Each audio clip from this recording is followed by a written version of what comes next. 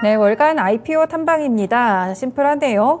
네, 저희 지난달 IPO 시장부터 좀 짚어보도록 할게요. 사실 지난달에도 미리 좀 리뷰를 한번 주셨었는데 뭐 그렇게 활발하지는 않았던 것 같기도 하거든요. 어떻게 보셨나요? 지난달 8월 초까지는 그래도 수요 예측이나 공모 청약을 했던 기업들이 좀 있었는데요. 네. 8월 중순 이후에는 이제 수요 예측을 했던 기업들이 없어서 좀 숨고르기를 한 그런 IPO 시장이다라고 말씀을 드릴 수 있을 것 같습니다. 네. 원래는 8월 중순 이후에 수요 예측을 하려고 했던 기업이 있었는데 증권신고서 정정 이슈 때문에 네. 한 차례 이제 연기가 되어서 9월 달에 진행을 할 예정이고요. 8월 달에 좀 재밌게 볼 만한 것들은 신규 상장한 기업들이 그렇게 많지는 않아서 네. 조금 이제 쉬어가는 느낌이 들긴 했습니다만 오히려 스펙이라는 이제 기업 인수 목적의 특수 법인이라고 할 수 있죠. 네. 이 스펙들이 새롭게 좀 상장 시도를 많이 했는데 한꺼번에 6개 스펙이나 신규 상장을 하려고 했다는 것이 조금 독특한 특징적인 부분이다라고 말씀을 드릴 수 있을 것 같습니다. 네, 그렇군요. 스펙 상자 뭐 다른 분들도 알고는 계실 것 같은데 구체적인 개념이 좀 필요할 것 같습니다. 스펙, 어떻게 스펙주들은 어떤 형태를 좀 띠고 있을까요? 아마 IPO 투자를 이제 선호하시거나 많이 하셨던 분들은 스펙에 대해서도 너무 잘 알고 계실 그렇죠. 겁니다. 근데 네. 이제 스펙이라는 것들을 좀 생각을 해보면 스펙이 이제 일단 기업 인수 목적으로 이제 상장이 되어 있는 상태에서 네. 다른 비상장 업체들과의 합병을 통해서 그 회사가 이제 증시에 등장하게끔 만들어주는 어떤 그런 교두보 역할을 하는 기업이 이제 스펙이라고 보시면 될 것 같은데 네.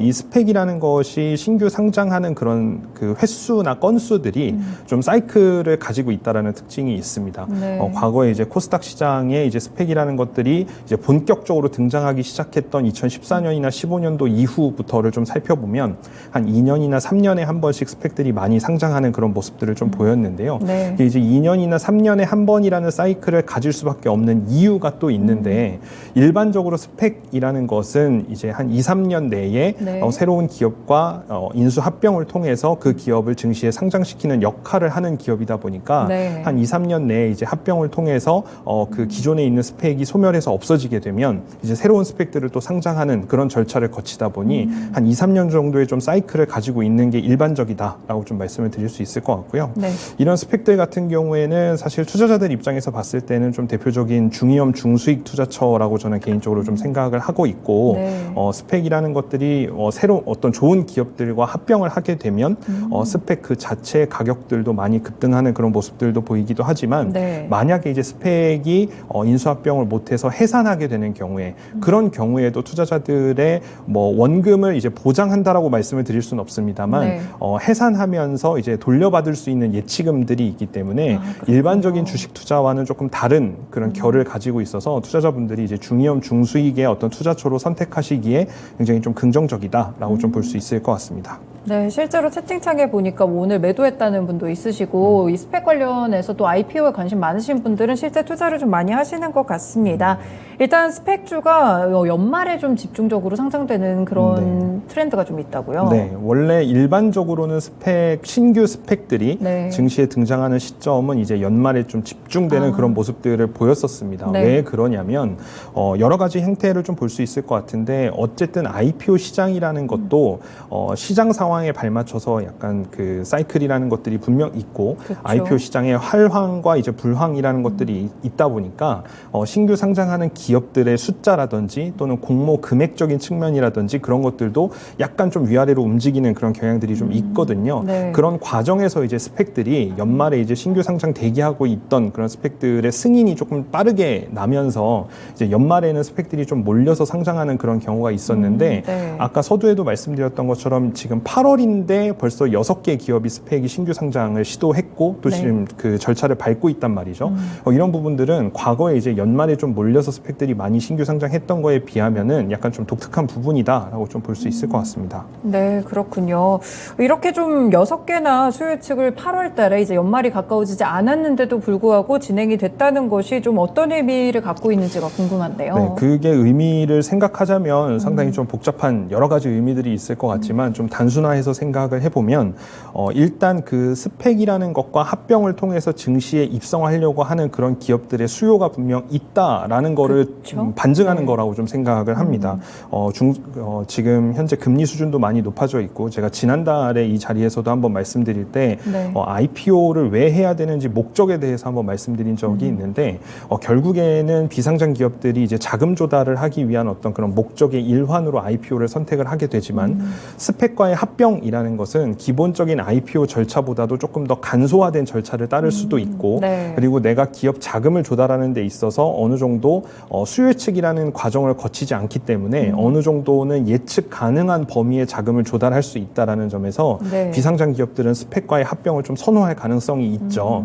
반대로 생각해 보면 증권사 입장에서도 그런 비상장 기업들이 스펙과의 합병을 이제 예상하고 이제 시도하는 그런 횟수들이 늘어나다 보니까 증권사 입장에서도 기존의 어떤 브로커리지 업무라든지 또는 일반적인 IB 업무를 넘어서서 이런 스펙들을 신규 상장시킴으로 인해서 새로운 수익원으로 이제 좀 그 창출해내려고 하는 그런 움직임들도 있을 거라고 분명 보고 있고요.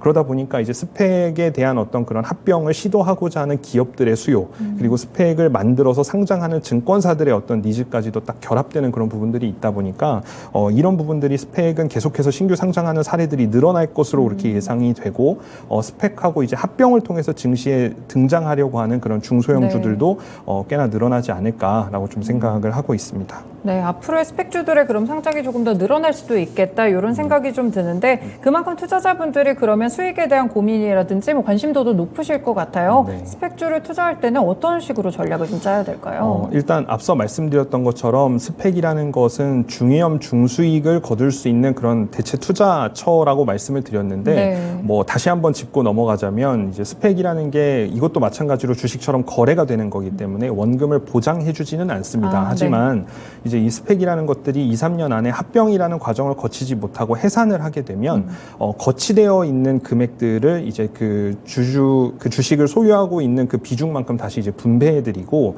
이 거치되어 있는 기간 동안 발생했던 이자까지 더해서 이제 분배를 해드리게 되기 때문에 네. 사실상 이제 원금에 준하는 만큼 일정 부분은 이제 돌려받을 수 있는 그런 구조이기 때문에 네. 투자자분들 입장에서는 조금 더 안정적인 투자처라고 느끼실 수 있을 겁니다. 그런데 이 스펙이 또 좋은 기업과 이제 합병을 한다라는 그런 이야기들이 들리기 시작하면 스펙도 상장할 때 기준 가격이라는 게 있습니다만 그렇죠. 그 기준 가격과 대비해서 시장 가격이라는 게 또 별도로 형성이 되어 있기 때문에 높은 시장 가격을 형성하게 되는 스펙들 같은 경우에는 거기서 또 시세 차익이라는 걸 거두실 수 있거든요. 그러다 보니까 저는 어떤 특정 하나의 스펙을 골라서 집중해서 투자를 하시기보다는 네. 조금 분배해서 다양한 스펙들을 담고 계시는 그러니까 스펙으로 구성한 포트폴리오를 하나쯤은 가지고 계시면 네.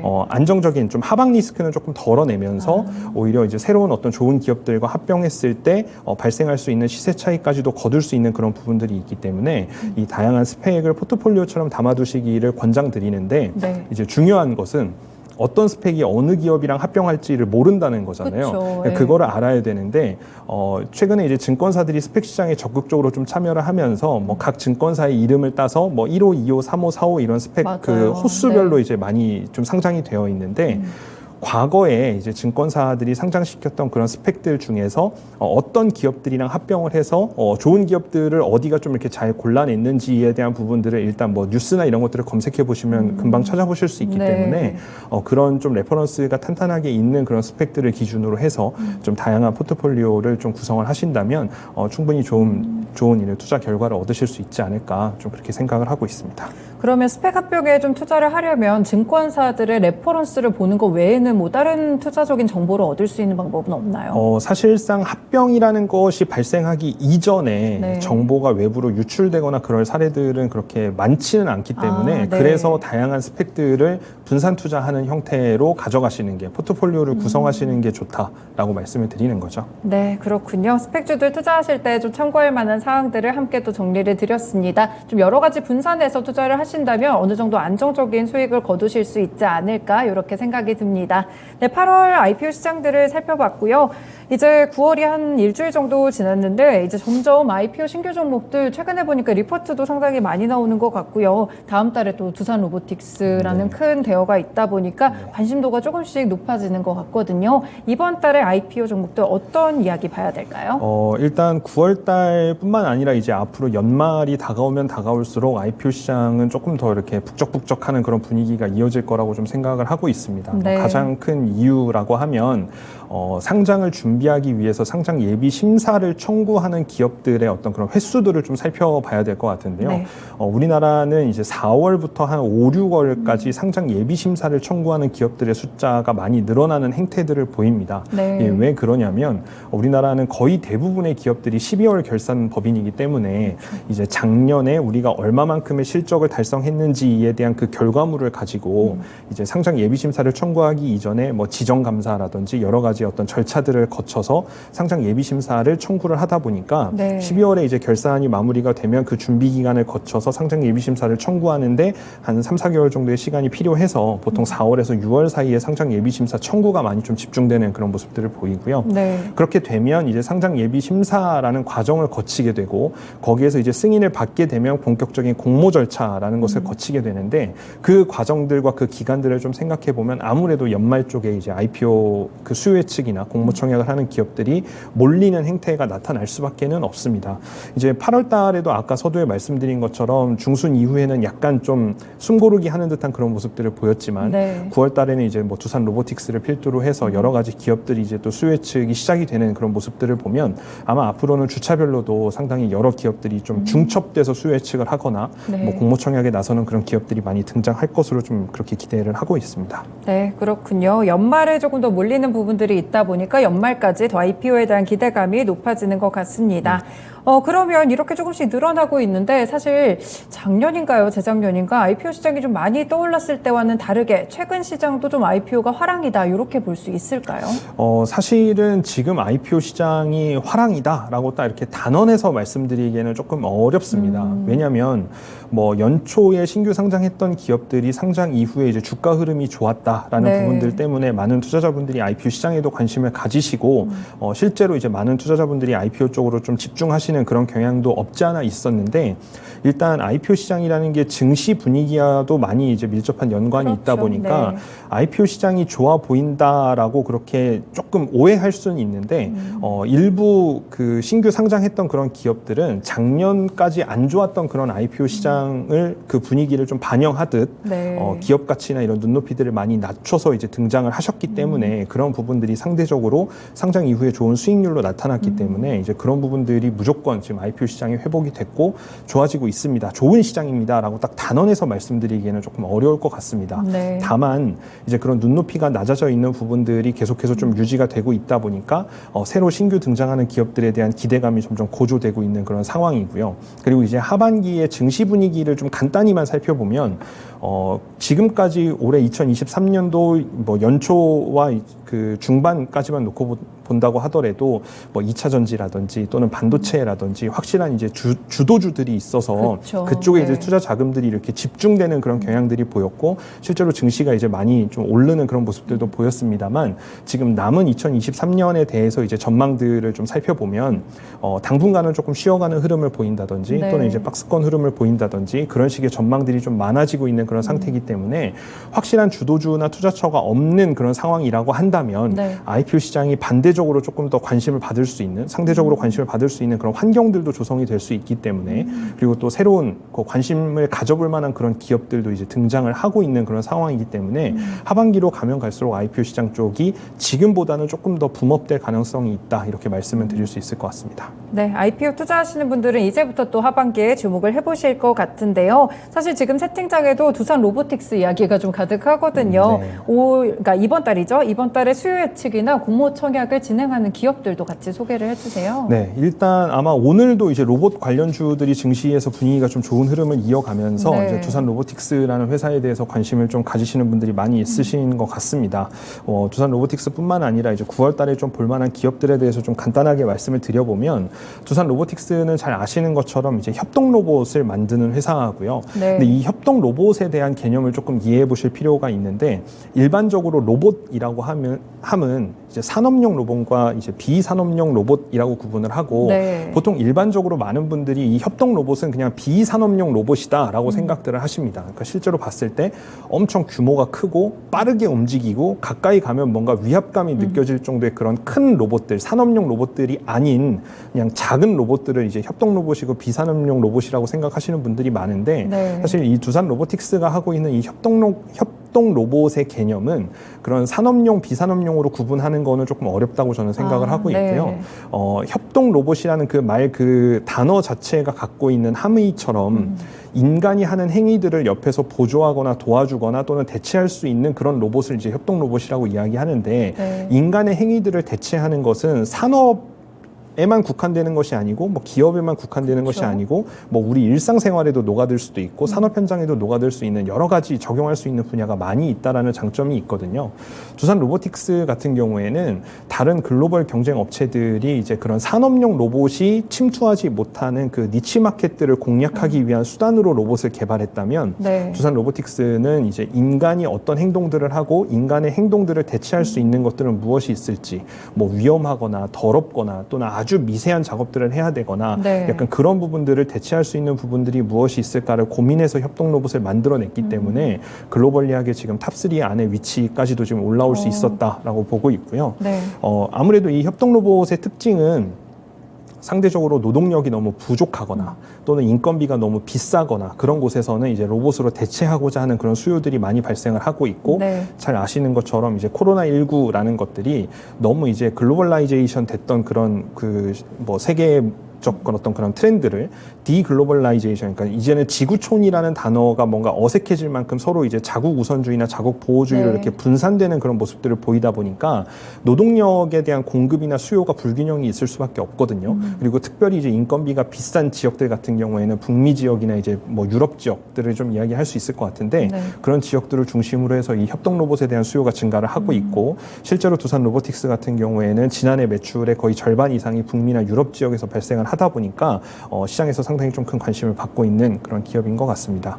네. 상장하는 과정을 보면 또 이제 두산 로보틱스가 이제 유니콘 특례 상장을 지금 하고 있는 상태고 네. 이 유니콘 특례라고 하면 이제 이익 미실현 기업인데 이익 미실현 기업들은 이제 당장 이익이 발생하지 않는다고 하더라도 자산 규모나 시가총액 규모가 어느 정도 일정 부분 이상이 되면 이제 상장을 할 수 있다라는 그런 조건인데 이 두산 로보틱스는 아까 말씀드렸던 그런 노동력의 불균형이라든지 인건비가 비싼 지역에서의 수요 이런 것들이 좀 많아지면서 당장 내년에는 흑자 전환을 할 수 있는 그런 가능성도 충분히 있다라고 생각을 하고 있고요. 네. 그리고 최근에 로봇 관련 업종들이 또 강세를 보이고 있는 그런 분위기들은 그렇죠. 네. 두산 로보틱스가 상장 이후에 어떤 수급적인 부분에서도 긍정적인 영향을 미칠 것 같아서 좀 긍정적으로 보시는 게 좋을 것 같다라고 말씀드릴 수 있을 것 같습니다. 네, 두산 로보틱스 최근에 로봇주들 많이 올라가는 만큼 확실히 많은 투자자분들이 또 청약을 하실 것 같다라는 생각이 좀 드는데 일단 대어부터 먼저 체크를 해드렸고요. 두 번째로는 밀리의 서재도 있죠. 네, 밀리의 서재는 워낙 또 잘 아시는 기업일 거고요. 그쵸. 네, 간단하게 좀 말씀을 드려보면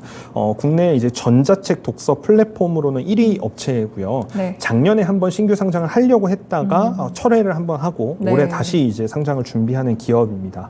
근데 그 작년에 이제 철회를 결정했던 당시 언급됐던 어떤 그런 포인트 중에 하나는 실제로 이익을 달성할 수 있느냐, 이익이 발생할 수 있느냐에 대한 부분들에 대해서 굉장히 좀 질의가 많았었는데 지금 해가 바뀌는 과정에서 다시 이제 공모를 준비를 하다 보니까 이미 작년에 이익을 달성을 했고요. 네. 그리고 올해 상반기까지만 놓고 본다고 하더라도 작년 연간 달성했던 영업이익을 넘어서는 이익을 달성을 했습니다.